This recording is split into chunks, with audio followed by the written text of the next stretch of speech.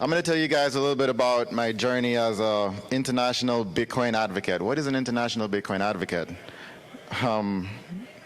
Funny story, I kind of made it up. Me and a friend, you guys know, one of the Bens, was in Jamaica and just kind of said, you know, what's my role here and what am I doing in Bitcoin? I'm, you know, advocating for international use of Bitcoin.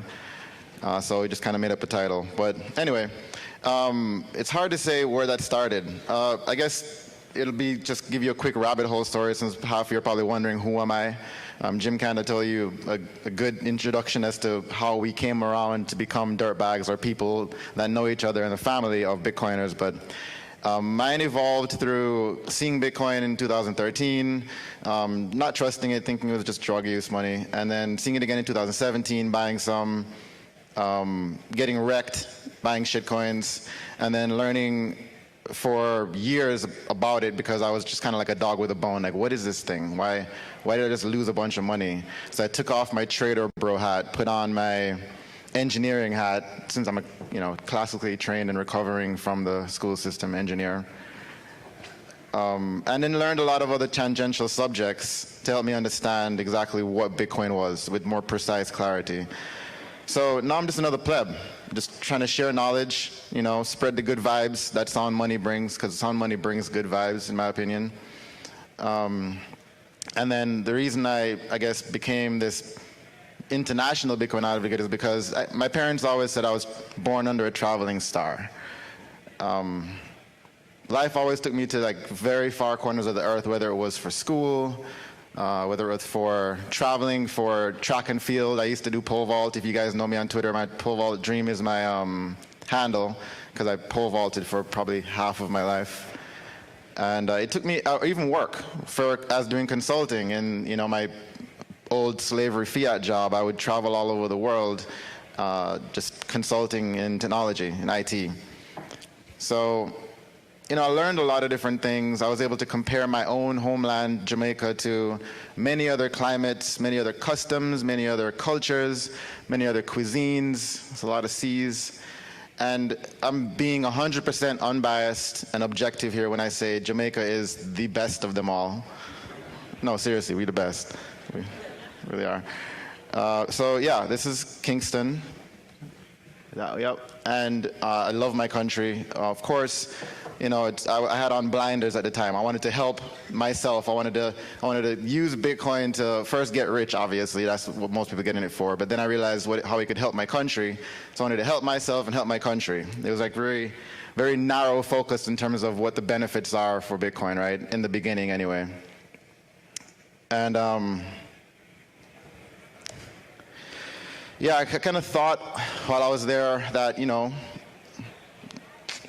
on a second. Yeah, I kind of thought that this is bigger than I think it is. The magnitude of what Bitcoin can bring, it was sinking in as I was, learning more and seeing how it could help Jamaica.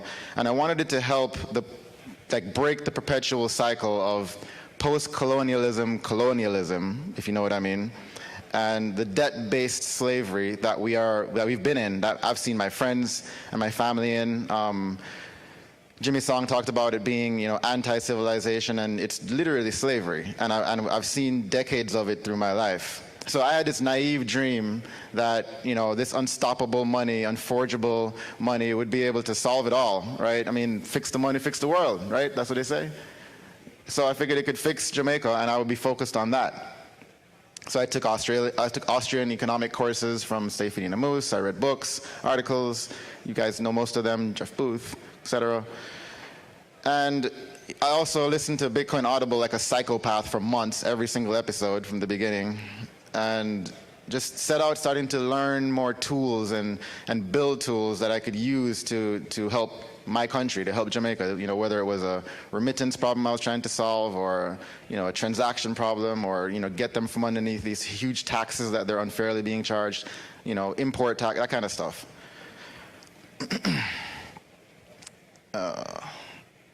So then I decided, okay, how can I figure this out by not recreating the wheel? I went down to Bitcoin Beach.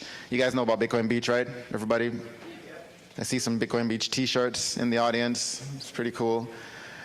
I went down there and it was just starting to gain escape velocity. It was starting to get pretty good. So watching them from afar for about a year or so, and then I flew down to check out what they were doing and see how they're building their communities using open source software, which is the Bitcoin network and the Lightning network as a second layer.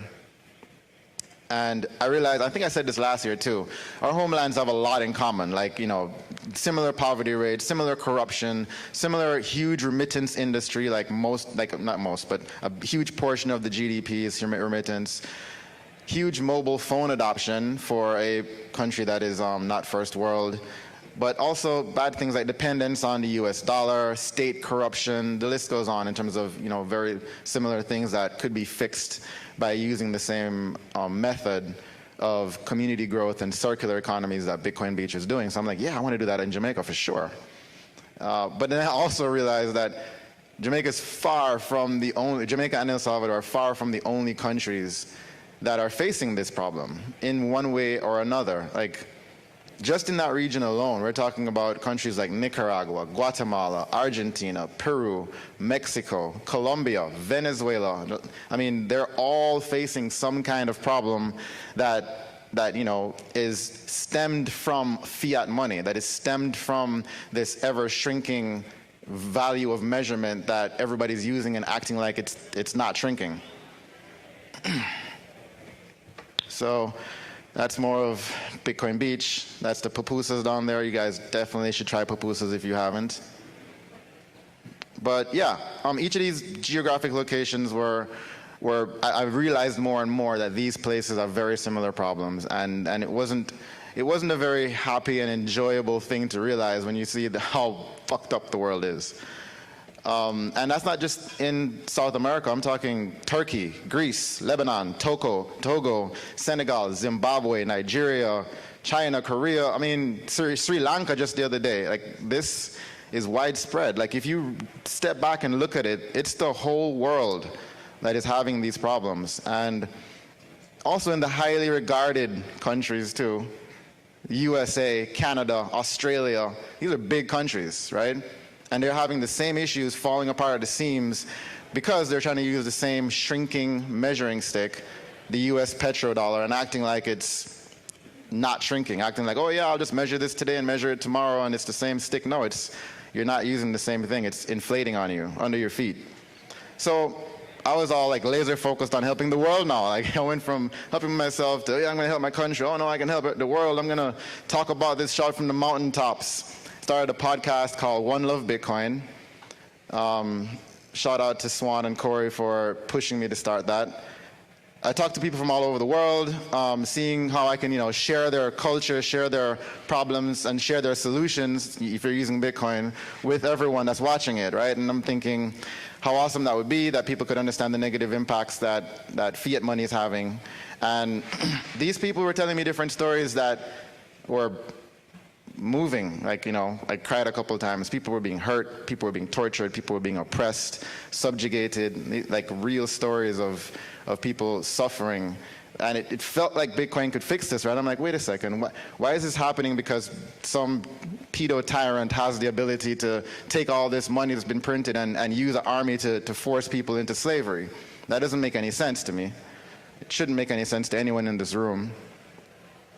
I also attended the Oslo Freedom Forum. That was pretty eye-opening in terms of, you know, people concentrating the activism and the dissidents that were able to tell their stories. It was rough. Like, you know, going from a happy-go-lucky Jamaican that just wants to spread good vibes about Bitcoin to, holy fuck, this place is really bad, and everybody's suffering, but a lot of people aren't talking about it, and people are being silenced for trying to talk about it. Like, the world is not very bright without Bitcoin sometimes. So, you know, I felt like I was blind before, and just caring about myself or my people, not understanding that the world is fighting this big fight, and we have this final boss, you know, called fiat, or the central bank of central banks that we're all fighting. So I wanted to fight back. I said, we have Bitcoin, let's fight back, you know? Let's pull some nerdy, cool running style Braveheart run into the battle and, with my own node and my own sats and, say, this is my fuck you money, so fuck you, we're all free of your chains.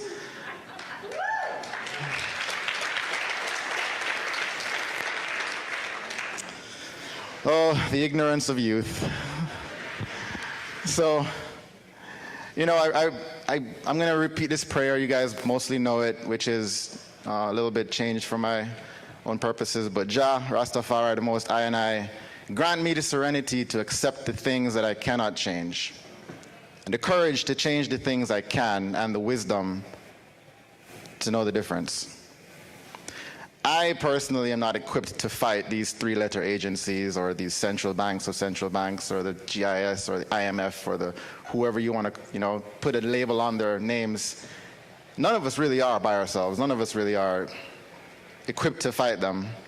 But we can channel that anger or that energy, because anger is just energy, right, in a certain form. We can channel that energy in a productive way. We can, take nature as our example. Mycelium is a network where each cell has its own, fully sovereign set of tools to live, to survive on its own, but it routes energy in the most efficient path to make this beautiful organism that's been alive longer than anything we know on this world. And we can channel it the same way, where we build ourselves up, we be as productive as we can be, of course with the help of some magic internet money, to help us channel that energy in the best way we can channel it. So I've kind of always known what I'm good at, and just trying to figure out how to help myself, and in turn help people that are around me and my homeland, and in turn help the world. Just because I'm helping myself, it's like a selfish thing that I'm doing, but it's in turn doing everything else that I've realized I want to do, and everything else that everyone else wants to do too. So, where am I on this thing? I'm going to be sliding through a lot of these pictures. It's just places I've been, or places that have Bitcoin-like communities, and some of them are really cool, so I'm going to kind of talk through them. But before I do that, what I was doing is just continuing to travel from that point forward. I kind of realized that I can't do it all, but I can do what I can do, and I can just travel, learn, teach, build. And I travel to places like, like I said, Bitcoin Beach, Amsterdam, Ukraine, where else? Jamaica, of course, Brazil, Mexico. Let's see what else we got in here. This is Brazil, a really cool place. They're doing Bitcoin Praia down there, which is like a Bitcoin beach type of thing, but it's Portuguese nonprofit that is helping the community down there. This is Uvita in Costa Rica. If you guys have heard of Bitcoin Jungle, awesome place. There's, have a lot of circular economy stuff going on there too. Guadalajara, which a bunch of dirtbags and me were down there in Mexico, just doing hackathons and workshops and having fun and just trying to live that nomadic life. Kiev, and I went there before all the shit hit the fan. There's Bitcoiners there too. You think that these places are far and foreign, but you're gonna find people just like you that just want to be left alone. The state hates them too. Mossel Bay in South Africa, they're building Bitcoin Esaki, if you've heard about it there, Bitcoin Bay in English, and they're doing amazing things as well. Arnhem in Amsterdam, that's even before Bitcoin Beach. Arnhem was around Bitcoin City, and they were doing circular economies there as well, and they still are. I shouldn't say they. Matter of fact, a good story about that one. I was walking around in Arnhem, and I wanted some coffee. I just woke up and started walking around and wanted coffee. I stopped at a place, and the guy was like, "Yeah, we accept Lightning. Just take out your phone and scan it." And I said, "Shit, I left my phone, and I left my wallet. What am I going to do?" I think I had my other travel phone, like my burner phone, but it didn't have any Bitcoin or anything on it. So I said, "Okay, I still want a coffee. How can I do this?" "Oh shit, you have a Lightning invoice." I just texted TT and said, "Hey, can you pay this Lightning invoice for me?" Boom, paid it, got the coffee, walked away. That's the power, right?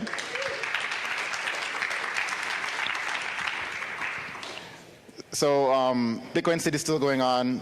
There is Bitcoin Lake or Lago Bitcoin. I think they're in Guatemala. They're doing bio waste for Bitcoin. Like they're basically using the methane as a revenue stream to mine Bitcoin and provide revenue for the community. That's pretty cool. What else? Who else do we have down there? There's so many of them. And they're going to keep on building. There's Rancho San Satoshi that's going to be Mexico. I don't know if I'm supposed to talk about that, Jim. But they're building their own thing down there. And then there's a bunch of other projects that are very similar. Like there's Proof of Resilience in Zimbabwe. You guys know about Zimbabwe and their currency. There's Built with Bitcoin all across Africa that Ray and Paxful and Joseph are doing. There's Motive in Peru. There's, I don't even know how to say this one in Germany, but there's one in Germany. I'm not going to try to say it. There's Bitcoin Grove in Miami, Bitcoin Park in Nashville, Bitcoin Commons here. Shout out to Unchained and Bitcoin Commons and everything that they're doing. And you can have one in your city. Like this is something that's happening organically everywhere, and they're mostly non-profit. These aren't businesses trying to start up or some company or some CEO trying to make this happen. These are just people in the streets, in the communities, trying to improve their situation using Bitcoin, and it organically grows that way. So has anybody here been to any of these communities? Or I would love to hear stories about them. So, if you feel like coming up or talking about them during the Q&A, please do.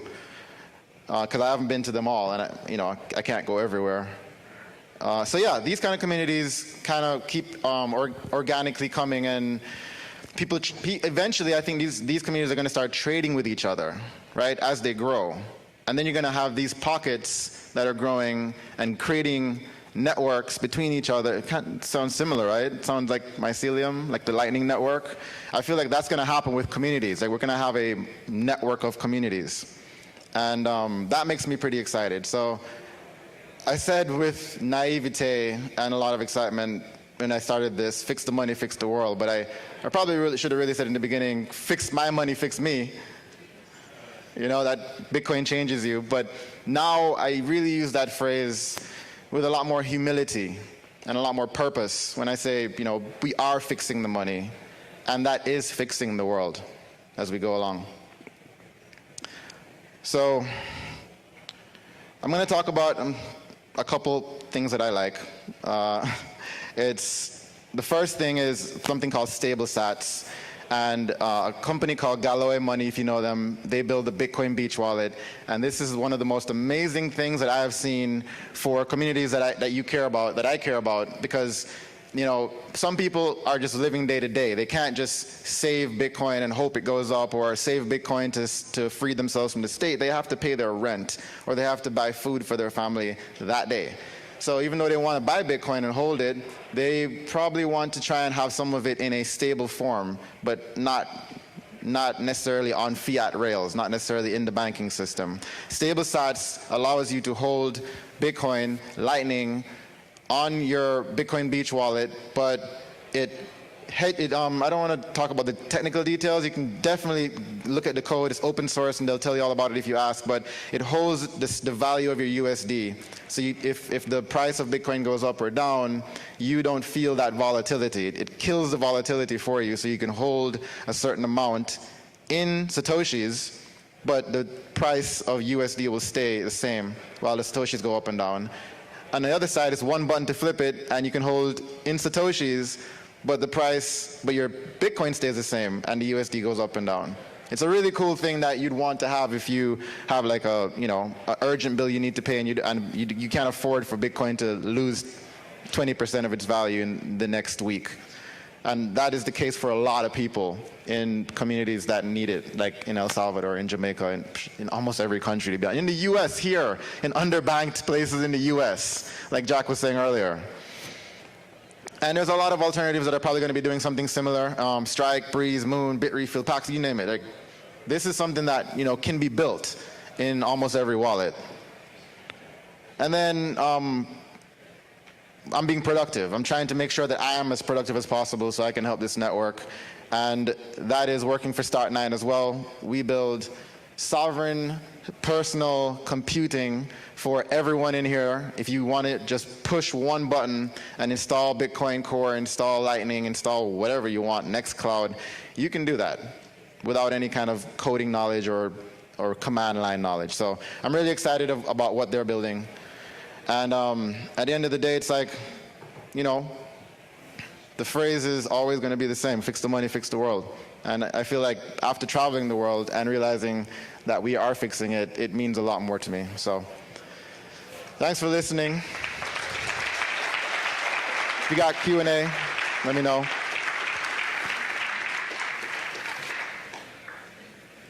Any questions, you can just come up to the front here. Or if you have any quick stories about a Bitcoin community you've been to or had any circular economy experience, let me know too. Or tell people. What's the story with the Soviet tank? In Kiev? Oh, they let me pay to ride the Soviet tank in Bitcoin. It was like a T40, I think they called it. Yeah, and the picture is the guy in the front paying in Bitcoin while I jumped in the top and was like messing with the guns and stuff. It was pretty cool. I mean, it felt cool at the time until, you know, war started. Then I'm like, oh, that probably wasn't cool. Yeah, it was fun though.